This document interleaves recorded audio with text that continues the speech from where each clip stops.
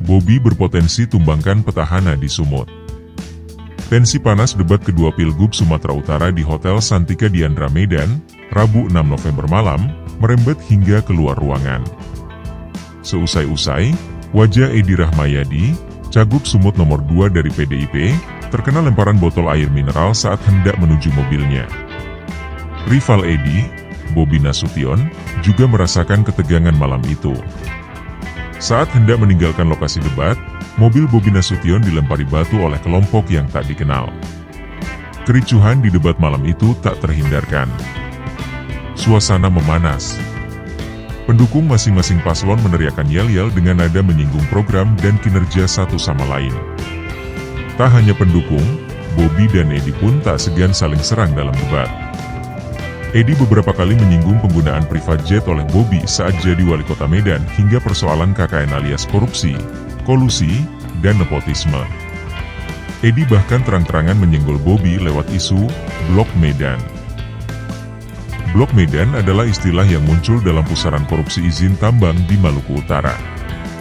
Istilah tersebut pertama kali diungkap Kepala Dinas Energi Sumber Daya Mineral, ESDM, Malut, Suryanto Andili, saat bersaksi di Pengadilan Negeri Ternate untuk terdakwa ex-Gubernur Malut, Abdul Ghani Kasuba. Suryanto menyebut nama Bobi dan istrinya, Kahiyang Ayu, yang juga anak mantan Presiden Joko Widodo, dengan istilah Blok Medan. Sebaliknya, Bobi menilai Edi yang notabene sebagai petahana tak melakukan apa-apa selama menjabat. Menurut Bobi, banyak jalan-jalan rusak di Sumut hingga beberapa daerah tak diperhatikan. Debat mendebat, singgung-menyinggung kedua pasangan calon menambah ketegangan masing-masing pendukung. Sampai-sampai pada debat terakhir, polisi harus menurunkan 700 personel untuk mencegah keributan. Walau ketegangan terjadi setiap sesi debat Pilgub Sumut, namun sengitnya persaingan tak nampak bila dilihat berdasarkan hasil survei. Jajak pendapat berbagai lembaga survei menunjukkan elektabilitas yang jomplang antara kedua paslon. Berdasarkan data survei, Bobi Nasution yang berpasangan dengan Surya unggul cukup jauh di atas paslon Edi Rahmayadi Hasan Basri Sagala. Bobi Surya yang diusung Kim Plus, Gerindra, Golkar, PAN, Nasdem, PKS, PKB, Demokrat, PSI, Perindo, PPP, dan PSI punya kans besar menumbangkan Edi sebagai petahana yang hanya diusung PDIP, Hanura, Gelora, Partai Buruh, Partai Umat, dan PKN. Hasil survei indikator politik menunjukkan Bobi Surya unggul dengan dukungan 62%, sementara Edi Hasan hanya mendapat suara sebesar 29,1%. Tersisa 8,8% warga yang belum menentukan pilihan. Survei ini dilakukan pada 28 Oktober 3 November 2024 terhadap 2,290 responden. Litbang Kompas juga memperlihatkan tren serupa. Bobi Surya unggul jauh dari pasangan Edi Hasan. Angkanya 44,9% berbanding 28% dengan suara yang belum menentukan pilihan sebanyak 27,2%. Survei Litbang Kompas dilakukan pada 22 hingga 28 Oktober melalui wawancara tatap muka terhadap 800 responden. Angka survei yang sangat jomplang menjadi penanda bahwa pertarungan Pilgub Sumut tak akan seketat provinsi lain, seperti Pilkada Jakarta dan Jawa Tengah. Persaingan di Sumut tak sepanas saat debat. Peneliti indikator politik, Bawono Kumoro, menilai Bobi akan menang mudah karena selisih keunggulannya atas Edi sangat jauh. Selisihnya sudah di atas margin of error survei 2,5%. Sehingga secara statistik, meskipun nanti ada pergeseran dari angka survei, tapi tak akan mengubah keunggulan Bobi. Kalau tidak ada sesuatu hal luar biasa yang terjadi, nampaknya Bobi Nasution Surya akan melenggang, memenangi pertarungan di Pilgub Sumatera Utara, diujar Bawono kepada Kumparan, Kamis 21 November.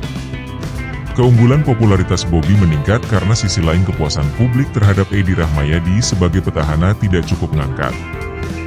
Selama 5 tahun memimpin, Edi tidak dapat meyakinkan masyarakat Sumut untuk kembali menjabat di periode kedua. Temuan rilis survei kami, kalau ditanya, apakah Bapak Ibu menginginkan atau tidak menginginkan kembali Edi Rahmayadi sebagai Gubernur Sumatera Utara mendatang? Jawaban, antara mereka yang menjawab menginginkan dan tidak menginginkan terbelah cukup besar, Jekata Bawono. Hasil survei indikator politik menunjukkan hanya 31% warga yang ingin Edi kembali jadi gubernur Sumut, sedangkan 51,8% menjawab sebaliknya, dan 17,2% warga tak menjawab. Angka tersebut berkelindan dengan suara ketidakpuasan terhadap kinerja Edi sebagai gubernur Sumut yang cukup signifikan di angka 41,6%. Kondisi ini tentu menguntungkan Bobi. Menurut Bawono, dalam situasi head-to-head dan petahana tak mampu meyakinkan publik, maka penantang baru punya peluang besar merebut panggung. Approval rating Edi Rahmayadi sebagai petahana tidak terlalu baik di mata publik Sumatera Utara, diucap Bawono. Di samping itu, masih menurut survei indikator, mayoritas warga Sumut menilai kinerja Bobi di Medan cukup memuaskan. Angka responden yang puas sebesar 70,4% berbanding 16,3% yang tidak puas, sementara 13,4% responden tidak menjawab. Peran Jokowi dongkrak elektabilitas Bobi. Di awal pencalonan, Bobi dilekatkan dengan isu dinasti politik Jokowi. Ia semakin kuat dengan dukungan bejibun partai pendukung pemerintah, Kimplas, yang turut mengalihkan dukungan ke menantu Jokowi tersebut.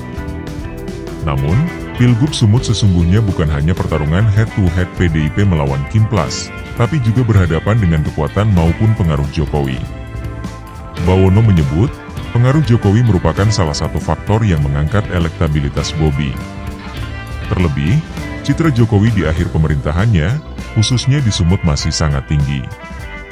Masyarakat Sumut disebut puas dengan kinerja 10 tahun Jokowi sebagai presiden. Jajak pendapat yang dilakukan Litbang Kompas menunjukkan kepuasan warga Sumut terhadap Jokowi di angka 71%, sementara survei Poltreking di angka 78,7%. Walau demikian, menurut Litbang Kompas, efek endorsement Jokowi di Sumut tak sebesar Prabowo. Sebanyak 42% responden di Sumut mempertimbangkan dukungan Prabowo terhadap salah satu paslon. Sedangkan responden di Sumut yang mempertimbangkan dukungan Jokowi sebesar 35%. Tentu saja ada pengaruh faktor itu. Jokowi, ada dampak positifnya terhadap Bobi, diucap Bawono. Direktur Eksekutif Lembaga Survei Indonesia, LSI, Jayadi Hanan, mengatakan Bobi sudah diperkirakan sejak awal akan mendominasi Pilgub Sumut sebab Bobi punya modal keterkenalan tinggi. Di sisi lain, Edi tak kokoh meyakinkan publik Sumut. Kata Jayadi, Bobi memang terkenal karena faktor dinasti. Mesin-mesin politik merapat ke Bobi karena ia menantu Jokowi. Namun kini, timpal Jayadi, wajah dinasti Jokowi bukanlah faktor dominan yang mendongkrak elektabilitas Bobi. Sekarang sudah berbeda, Bobi sudah melakukan usaha selama beberapa tahun menjadi wali kota, Medan. Dia juga berkampanye untuk menjadi gubernur. Artinya bukan hanya faktor dinasti, tapi juga faktor sosialisasi, diterang Jayadi, Jumat 22 Januari. Sekjen PDIP Hasto Kristianto menilai Pilgub Sumut, bersama Pilkada Jakarta, Jateng, Jatim, dan Pilkada di DIY, sudah diatur Jokowi. Informasi tersebut didapat Hasto dari pakar militer, Koni Rahakundini Bakri, usai bertemu Mr. X yang disebut punya akses ke KPK dan kepolisian. Mr. X mengatakan bahwa daerah tersebut sudah diatur dan calon Pak Jokowi akan menang sehingga jangan diganggu. Jika saya terus bergerak maka status tersangka akan dikeluarkan, kata Hasto dalam keterangannya, Sabtu 23 November. Hasto mengaku diancam ditersangkakan dengan kasus-kasus tak jelas. Kader-kader PDIP di daerah-daerah itu juga disebut diintimidasi dengan menggunakan instrumen kepolisian atau disebutnya sebagai Partai Coklat. Partai Coklat itu super powerful karena mereka punya agenda-agenda politik terhadap aliansi kekuasaan sang raja dengan Jokowi, jelas Hasto. Bersamaan dengan isu cawe-cawe Jokowi di Sumut, Bobi dinilai bakal kokoh di puncak jelang hari pencoblosan, 27 November. Bobi dianggap hanya tinggal menunggu waktu dilantik sebagai gubernur. Kemenangan baginya sudah di depan mata. Tim ses Bobi pun menargetkan kemenangan 65%.